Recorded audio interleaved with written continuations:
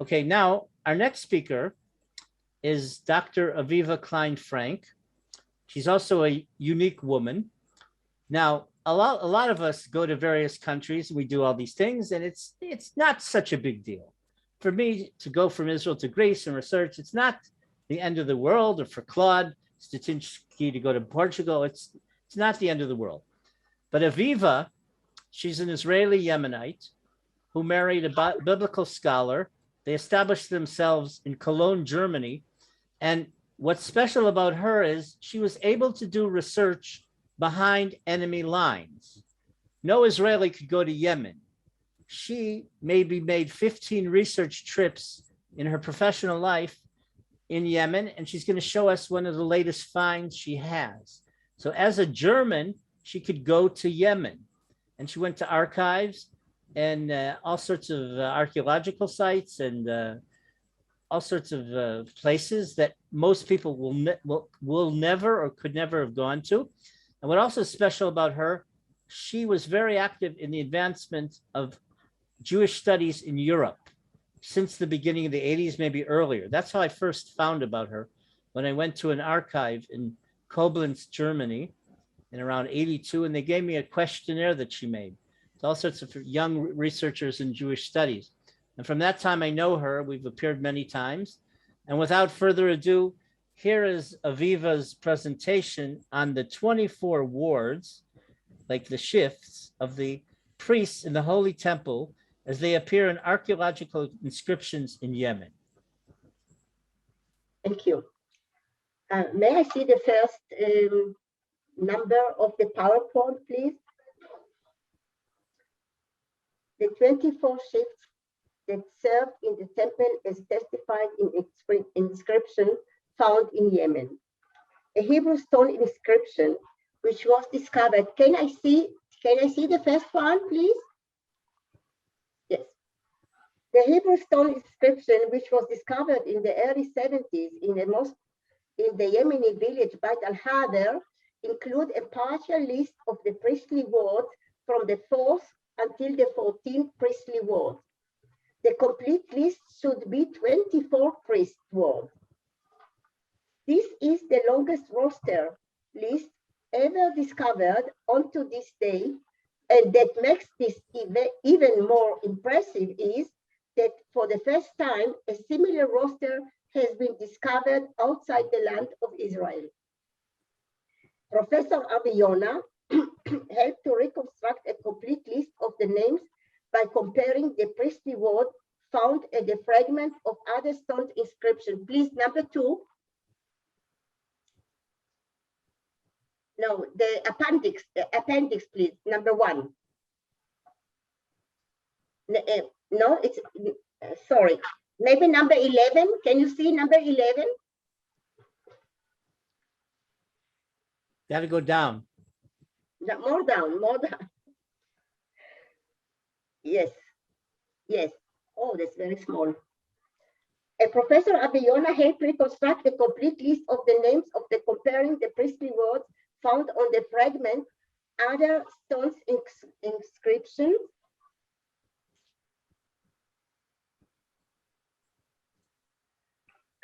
This is the text of the inscription of Yemen. Please, appendix number B.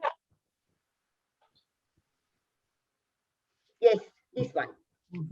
Professor Aviona helped reconstruct complete list of the names by comparing priestly words found on fragments of other stones inscriptions discovered in archaeological sites at the synagogue of Ashkelon, in Kisufim, in Caesarea,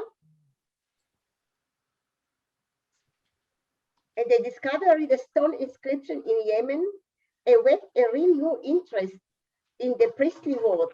It is in its content, this inscription is identical to some liturgical poems describing the priestly words which were written between the 6th and the 10th century. The question raises how such inscriptions have reached Yemen, and what the connection might be between the priestly words and the Jewish exile of Arabia. A little attention was given by scholar to the ancient tradition of the Jews of Yemen back to the pre-Islamic Arabia. More questions arises. What are the age of the column and the inscription, and from where? Was there either family or social contact between priests of the world living in Yemen and those other priests living in Central or North Arabia, Tiberias or Babylon? Now, who were the 24 priest wards and how did they officiate in their turn of duty? King David determined before his death, together with the high priest Zadok and Ahimelech, the son of Aviatar, that Aaron's progeny would serve in the holy place with temple that was to be built by Solomon.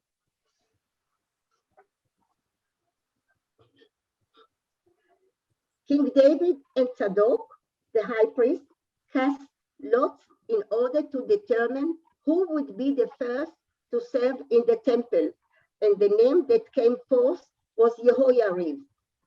Although the roster of priests is neither a pedigree nor a family genealogical record as that which we find with Levites, the clan of Yehoiarib still enjoy great repute among the other priestly wards. Yehoiarib whose ward was selected to serve first on the first week of each new year. His ward was also that which served in the temple on the 25th week after the commencement of this ministerial shift, and once again on the 49th week. By way of rotation, each ward served in the temple either twice or 3 times during the course of 1 year.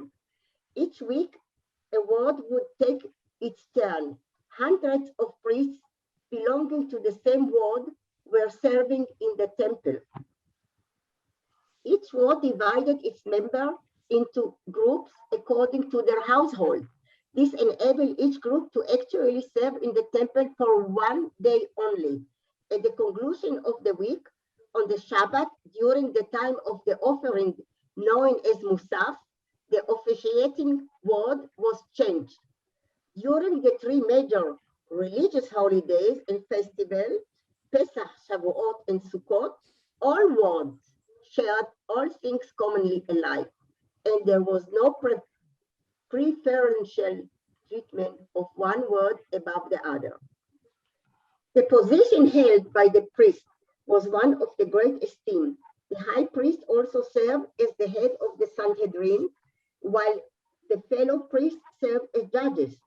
The majority of the priests from the ward did not make their living from the public sources or offerings. They were land and property owners. I think I have here one facet missed.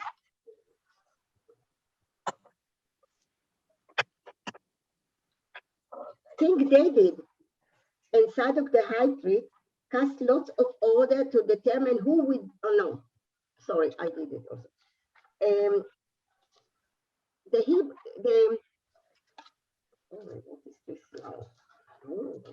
The roster of the priest ward after the destruction of the second temple.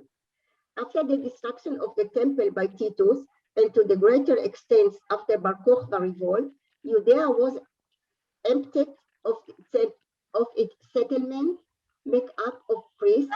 Many of them moved to Galilee. They either joined existing settlements of priests or established new villages of their own.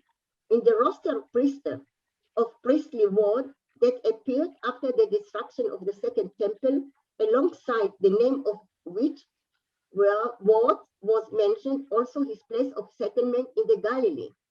With several of ward, there were added biographical details.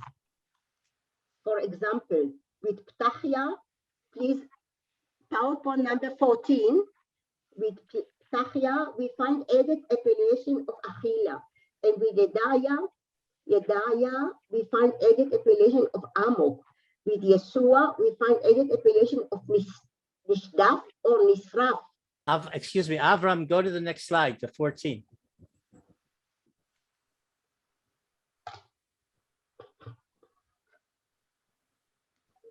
Thank you. Onto Yehoyarib was added no, this is the Medina. This is the Medina construct.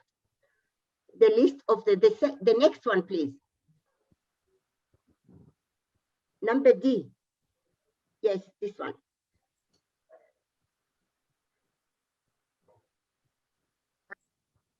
Onto Yehoyarib was added the epitaph of Mesarevei, signifying that he was the person who liked to contend with others. A dispute arose over Yehoyarib's ward's official duty in the temple on the last night of their shift, which happened to fall on the receding of the Shabbat, Motzai Shabbat, on the 9th of Av, fast day, in the year 68. The Bayt Al-hadir mentioned in this lamentation for the 9th of Av fast day, the piyut is attributed to the poet of Pinchas HaKohen. They are mentioned. Yehoyarib took courage at the time of appointed, even the Mesarevei of Meron, while in that lamentation written by an anonymous poet for the 9th of Av fast day, found in Cairo Geniza at Fustat, the word of Yehoyarib is mentioned in Rim lyric. Ata kilkalta kol sebavai, vehosafta yagon al machovai, which said, thou hast spoiled all my surroundings and hast added grief to my sorrows. Why are my destroyer uplifted? Twice it has been during word of Mesaravai. Now about the mosque of the village of Bayt Al-hadir. The village Bayt Al-hadir belongs to the district known of Bani Khawlan and is situated about 27 kilometers southeast of Sana'a. The village lies on the side of the hill and makes up the part of the mountain range called Khurban. Please PowerPoint number 2, adjoining which is shallow valley named Wadi Al-Jabar. It is located between more popular town of Yemen and the village of Tan'im, both which are ancient settlements. The village of Tan'im is located about 15 kilometers eastward of Bayt Al-hadir. According to a tradition passed down by its Jewish population, Tan'im was one of the principal strongholds established by the first Jewish exile who came to settle in Yemen, places known as Resh Galut. At Tan'im, Uzal, and Jabal Saber were the three of them.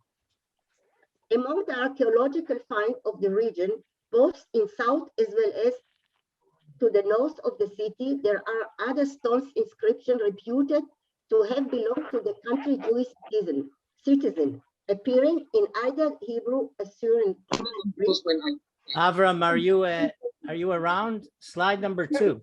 Israel is doing any effort in order not. PowerPoint number 2. And what I show you is the result. The result is that actually Israel Rami, or somebody shut your mute your screen. Each in Tan'im, Professor Walter Müller discovered in the center of the number of casualties by the Israeli bombardment. And we have to bear one more thing. Rami or whoever, mute your screen. Somebody's. In Tan'im, Professor Walter Müller discovered the central mosque of the village, an important Judeo-Himyar inscription, which happened to be engraved upon column, like in Bayt Al-hadir.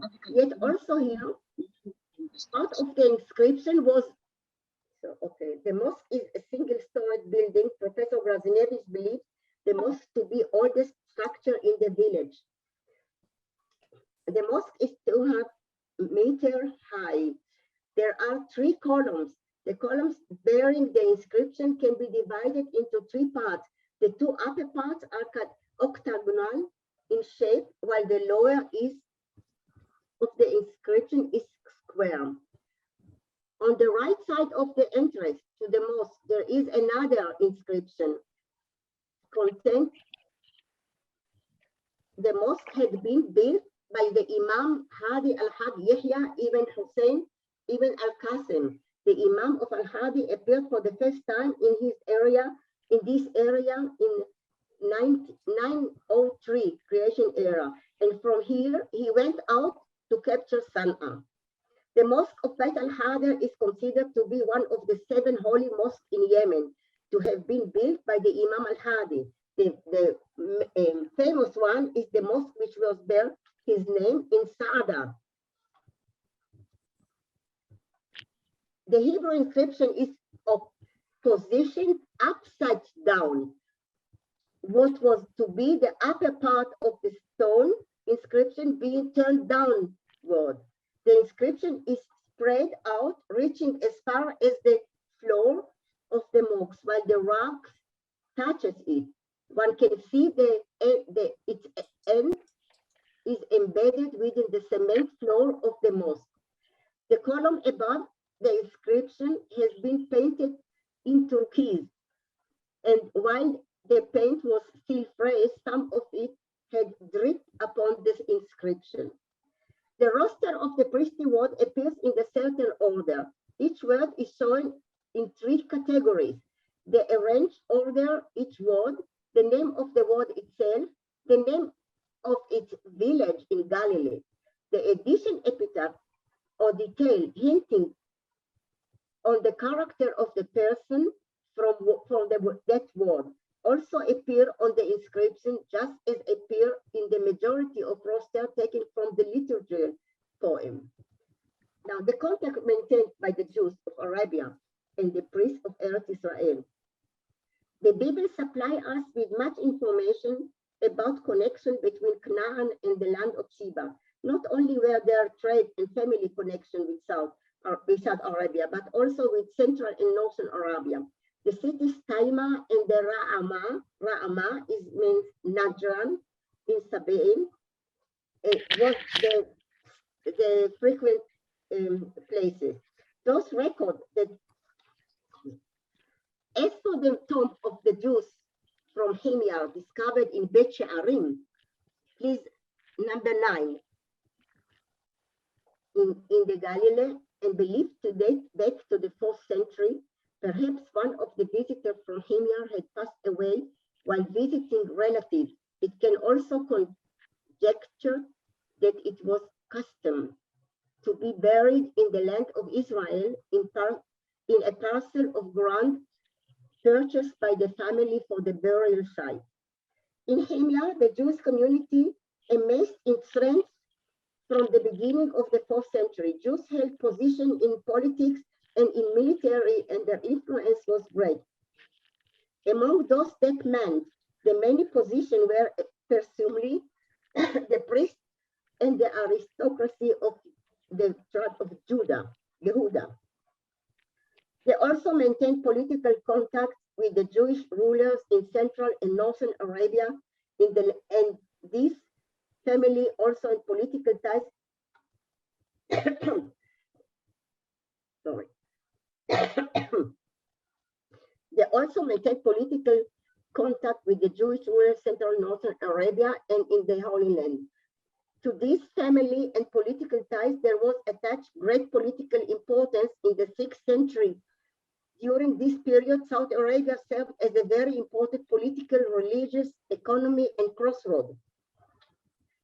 The growing political aspiration of the Himyar led her into capturing territories along the eastern shore of Eritrea Sea, resulting in her spreading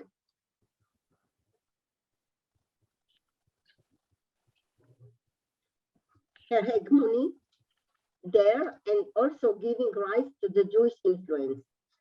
The very often visit of priests from Tiberia in the country of Himyar, as well as the appearance of Jews from Himyar in the South Arabia and in the Holy Land, the appearance of the Jewish priests from Tiberia was so apparent in Himyar that they are mentioned in a chronicle dating back to the 6th century belonging to the Shimon of Beit Arsham, who mentioned that they have it as a practice to visit their Jewish brethren in Himyar on a regular yearly basis. Priests from the house of Himyar in Yemen, priests from the house of Yehoyarib in Yemen. An old tradition preserved by the Jews of Yemen, passed down generation after generation and existed even until today, stated that amongst the exile of Yemen lived priests that had preserved a record of the lineage, keeping themselves untainted and linked to the nobility of Judah, of the tribe Judah, among Beit David, among whom were those reckoned from the high priest of the house of Yehoyarib and other priests from the house of Pinhas. Families of gentility held to their social status and kept record of their pedigree as proof of their descent. The burning of the family register in the 18th century belonging to the Yemenite Jewry nobility is connected with the family Rabbi Aaron al-Aragi al-Kohen al-Usta. He too belonged to the family of priests, but they could not prove their pedigree and that the pure line of descent. The only genealogical record that survived the episode of burning were that of Saleh family, who traced their lineage to Obed comes from Peretz, and that of Majori Cohen, who traced their line descent to the priest of the house of Yehoyarib.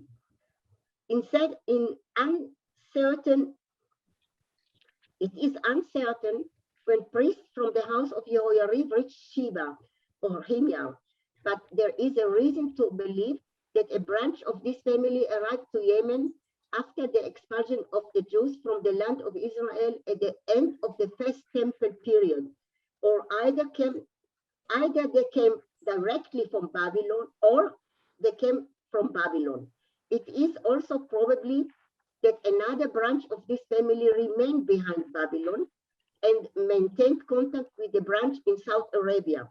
In the days of Ezra, the scribe, perhaps even by using them as emissaries, these families in Babylon, he sent emissaries to Jews of Yemen, the priests of the word, asking them to join him in his return to the land of Israel in order to take part in the rebuilding of the temple and to renew therein their ministerial duty, I think perhaps alluded to Ezra.